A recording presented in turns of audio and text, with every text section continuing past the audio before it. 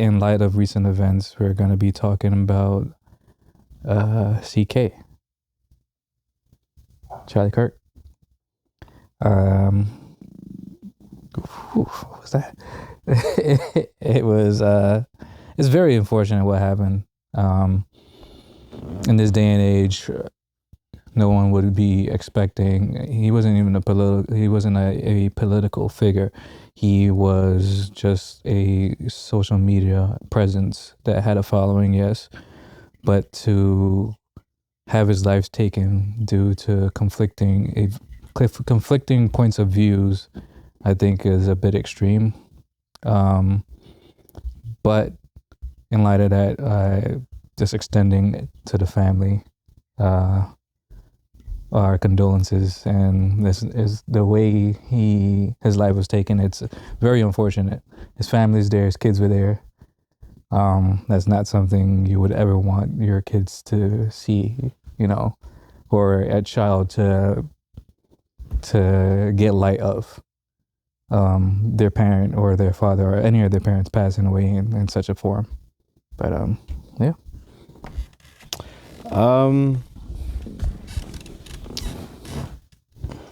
We were like 2 weeks out from said events? Yeah, at this point we're like 2 weeks out. Mm-hmm.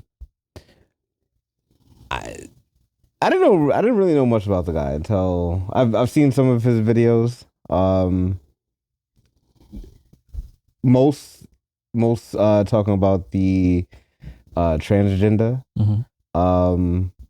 But my first initial thought when hearing about it was like, oh shit, like dang, I've seen that guy around. Mm-hmm. Like I've seen him on Interwave. You said Interwave? Interwave. Yeah. And yeah, because at this point it's a microwave. Everyone's just riding their brain. Yeah. And then my first initial thought was, damn, this is going to be another hit on our Second Amendment. Mm-hmm. Now, at that point, I didn't realize how close I would be. I was just wrong on which amendment it would be an attack on. Freedom of speech? So, yeah, in the next coming days, it's just been a pure out attack on freedom of speech. Mm-hmm. And which is something that he was for, though. Yeah, but here's the thing, though. Mm-hmm.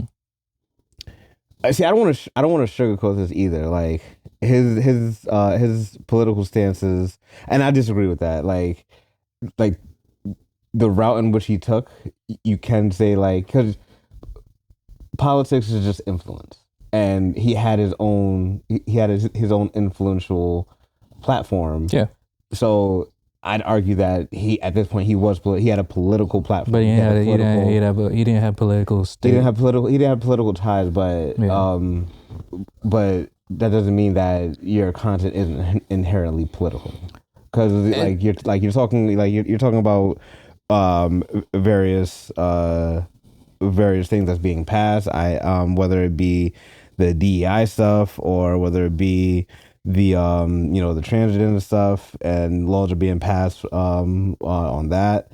And I think I would deem it disingenuous to say like he's not a political figure. I would think that he is. But I don't think he is a political figure, being that he never held a political status. That's fine. So that's why I say he was more of an influencer. So let me ask you this: if I don't go to church, does that mean I'm not religious? No. Okay. I don't know.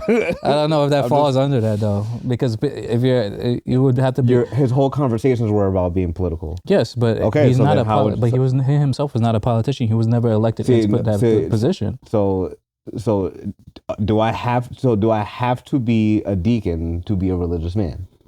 No, but that's I don't think that those. Why? Because for politicians, they are elected into their status, right? But he was 31. So that's saying like an influencer. So that's literally saying like an influencer can be is a star. You said as a star. Yeah, but he's doing. He's just a Ronald Reagan was an actor before he became president. He that's the route Ronald Reagan took. Donald what Trump I'm was saying a, was a public celebrity before he we're was in a president. different time, but I don't think Ronald Reagan was 30, 50 years ago. I don't think he is a political figure. He was a social media presence that had a following. What's the difference between Ronald Reagan being an actor and being a celebrity and then turning president? It's just a new age day of celebrity. It's just everyone is on YouTube and called an influencer. There's no difference. I don't know. I wouldn't give it that. Not yet. At least I wouldn't say that. If a tomato is yellow, it's still a tomato. Okay, so I'm gonna move forward. But it's a fruit, not a vegetable. It was never. It was never a vegetable. You sure? Everyone was just lied to. Unless a particle accelerator made a difference. So if you get a seedless tomato, what is that? It just didn't happen to have seeds. Just like or maybe it was lab grown, like some of our grapes. So what? Some of our grapes, lab grown, no seeds, lab grown. So yeah, so I would think that it would just be a little bit disingenuous because like his conversations were very geopolitical to begin with.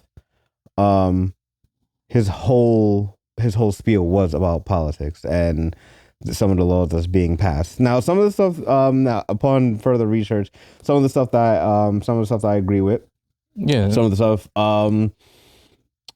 it was just clear he was just being like it was clear he was being a bigot. I think that much is pretty clear. Like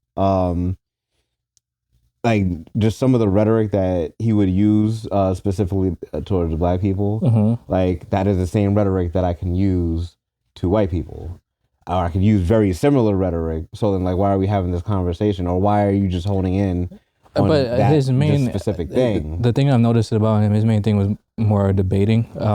Yeah. So it's not like he just completely, I mean, depending on the individuals that were debating him, it's not like he just completely overshunned them. He gave them space to debate their points of views to in which that he did his rebuttal, which he gave an open forum for a debate, which is also at an unfortunate time of his passing. It was an open debate for the college students against him. Yeah, talking about mass shootings, but then he was almost about to curtail the conversation to gang violence. Like, yeah, but I think that wasn't the basis of the question. I know, but the way I noticed, because there's there's videos, there's multiple videos I watch. There's some that are taken out of context because they're snippets. They're not given the full aspect of what he's saying. But then there's also points of views where you're like, all right.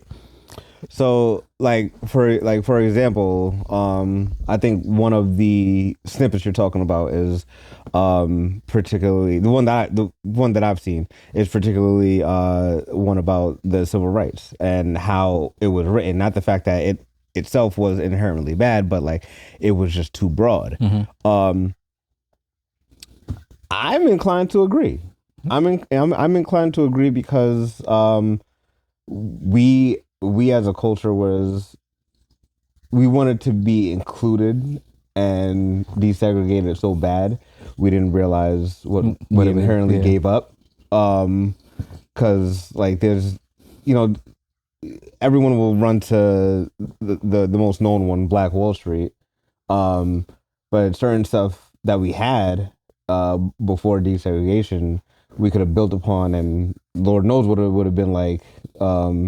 50, 60, 70 years. At this point, it's like 70 years. So who knows what we would have been able to accomplish. Something that I didn't agree with was the DEI thing. So he's like specifically talking about if I walk into a plane and I see a Black pilot, like, is this a racial quota that you're meeting? Is he as qualified as his white counterpart?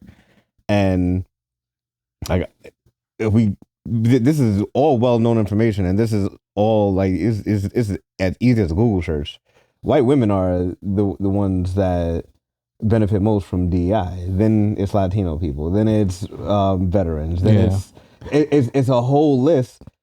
And guess who's dead last? Yeah, but We are dead but last. listening to like that's one of those that were taken to me. If you listen to the whole thing, I get what he's saying.